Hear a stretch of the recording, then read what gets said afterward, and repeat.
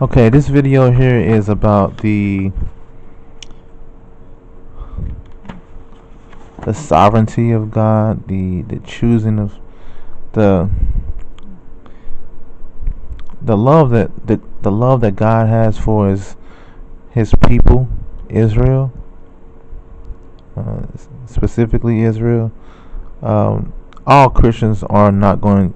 All Christians and Israelites are never going to be exterminated from this earth. We all understand that, even from what Jesus Christ has spoken. Even just we all understand that from certain things that are written in the scriptures. But also God he wants to keep His word. I want to explain further what I mean, and I'm going to go through this by sort of talking about this Bible study we had the other day, or yesterday, Sunday. In the we start talking about we were in the book of Esther.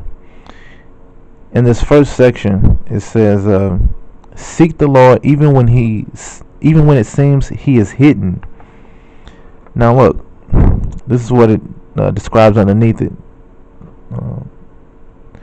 Esther was an orphan raised by her cousin Mordecai. In addition to her difficult family situation, Esther belonged to an immigrant family, which means she was part of a religious, racial, and cultural minority. Dominant culture in Persia was so inhospitable to Jews that Mordecai felt the need to hide her cultural identity. Esther knew what it meant to be an outsider.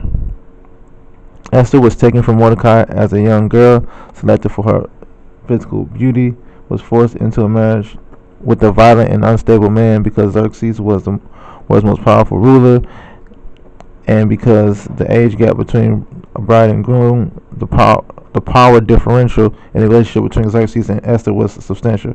Now, first of all, I just want to say this. I want to make a correction there. It says Esther was taken from Mordecai as a young girl. No, she wasn't. She was a woman when she was taken from Mordecai. These things are written. You can go double check that. I don't know why they wrote that. I don't know what's going on there. Anyway, nevertheless, one of Xerxes' closest advisors, Haman, hated Mordecai, and he hated the Jews. He disliked their ethnicity, their culture, and their religious beliefs. Haman convinced the king that the resistance of some Jews to the full assimilation into Persian culture was a threat to the Persian way of life, so he used his proximity to the king to prick him into signing an edict that called for the extermination of the Jewish people throughout the Persian Empire. The date was set when the Persian military and citizenry would be mobilized to kill Jews in every city and province in the kingdom. That is in Esther chapter 3, verse 8 through 13. And that's where we pick up the story. Okay. So it says here, when Mordecai learned all that occurred, he tore his clothes, put on sackcloth and ashes, went to the middle of the city, and cried loudly and bitterly.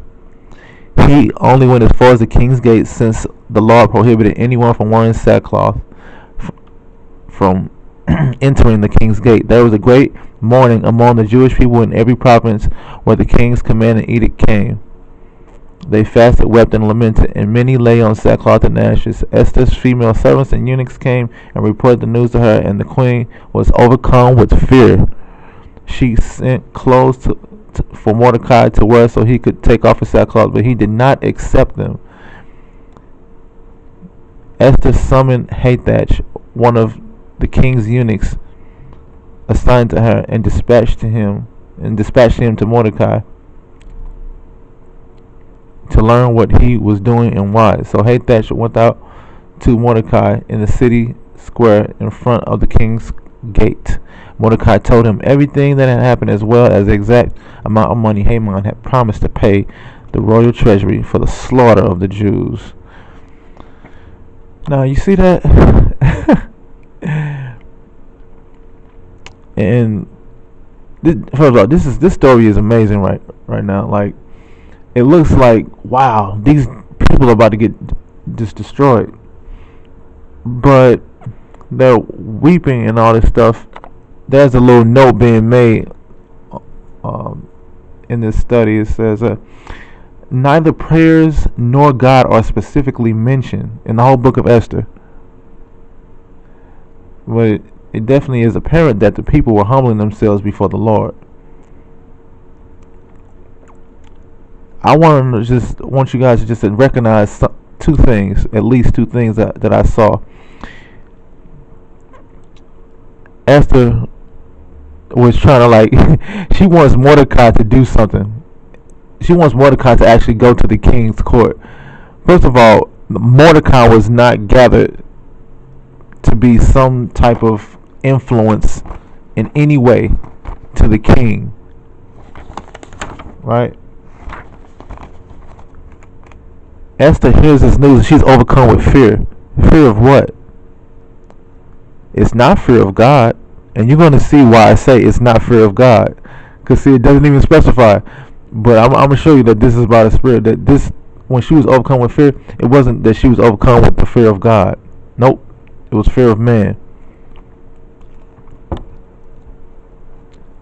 She sent clothes for Mordecai to wear so he could take off his sackcloth, but he did not accept them. Now look, she's sending him clothes so that he could wear different clothes that would be that would allow him to enter the king's gate so that he could possibly speak to the king.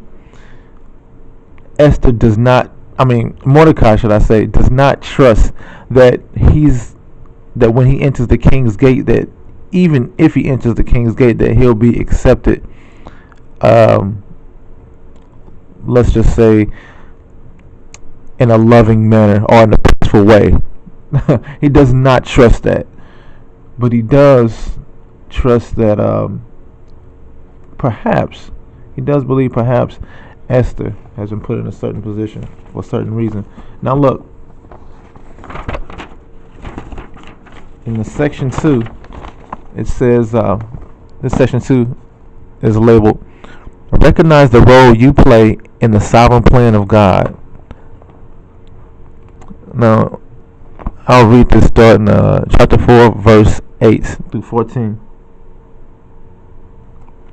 It says, Mordecai also gave him a copy of the written decree in Susa ordering the destruction so that Hathach might show it to Esther, explain it to her, and command her to approach the king, implore his favor, and plead with him personally for the people. Hathach came and repeated Mordecai's response to Esther. Esther spoke to Hathach and commanded him to tell Mordecai, all the royal officials and the people of the royal provinces know that one law applies to every man or woman who approaches the king in the inner courtyard and who has not been summoned, the death penalty.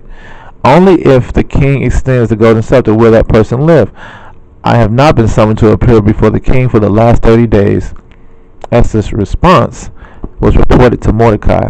Mordecai told the messenger to reply to Esther, don't think that you will escape the fate of all the Jews because you are in the king's place.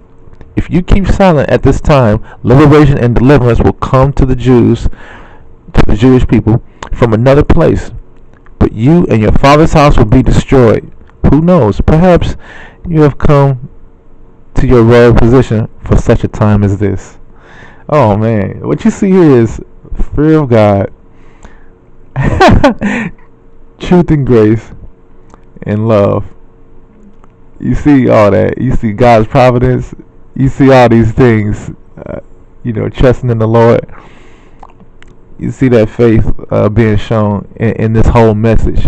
It's a beautiful thing. This Esther that Mordecai raised. He's trying to plead to Esther to do something about this. Hey, look, implore his favor, implore the king's favor, plead with him personally for the people. But she's, and this is what I said. This is why I said the fear that Esther was overcame with in that first section I was telling you about. That fear that she had was not fear of God. It was fear of man. This is why she responded. Basically, I can't go to the king uh, without being summoned, or else I could end up being served the death penalty, and only if the king extends his go accepted will the person live. She doesn't want to take that risk. She doesn't want to. She doesn't want to play the role that she's supposed to play in God's sovereign plan. Now, like I said, Mordecai trusts that God will not exterminate his people. I can't really assume, but I can say it's reasonable to say that Mordecai knew something about either the coming of the Messiah, either that or the circumcision, the covenant of the circumcision, or he knew something about Moses' law and prophecy. And Mordecai knew something from the book of the law for him to have this much trust that the Jewish people would not be exterminated. But he wants this woman who he raised as a daughter to personally plead with the king, plead with the king personally for the people. He knows that he has no influence over the king, but she's a beautiful woman, and the king loves beautiful women. So this is where I talk about the fear of God, right? The providence I mentioned, but here's talking about the fear of God and trusting in God. Mordecai responds to her, "Don't think that you will escape the fate of all the Jews because you are in the king's place. If you keep silent at this time, liberation and deliverance will come to the Jewish people from another place, but you and your father's house will be destroyed." So bam, boom, fear of God. Wow, just hit her right there. See, she had fear of man, but guess what? Fear of God. And now I'll just forecast, in the future, if you haven't read this story, then look, I'm just going to give you the spoiler. Fear of God overcomes the fear of man. But this is the beginning of wisdom. Now, this is where I started, people. I did a video on this. This is where I started the fear of God. Fear of God overcomes the fear of man in this situation. So it shows her how to love people in the right way out of fear of God. But then love is expressed like there's a love, right? Or grace, should I say? So God's plan is not expendable, but people are. This is what I just realized from what Mordecai is telling to what Mordecai replied to Esther. He's saying, Esther, you're expendable. but who knows? Perhaps you have come to your royal position for such a time as this. So see, God's plan, liberation and deliverance will come to the Jewish people from another place. So his plan is not expendable. It's not something that you can just throw away or throw in the trash. No, his plan will be fulfilled. It will take place. Through whom it will take place, well, that's optional. But he chooses certain people. And he calls certain people, should I say. He calls certain people.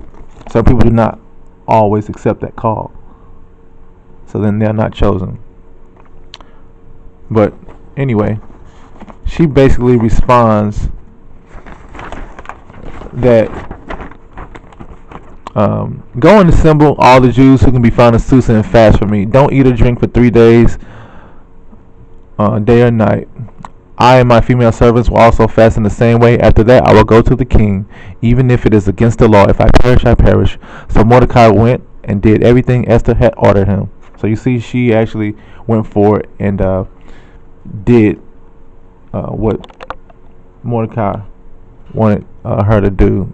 But she accepted the risks associated with her purpose. This is found in Esther 4:15 through 17. I hope this edifies you all. Please have fear of God at least. But love too as well. Truth and grace.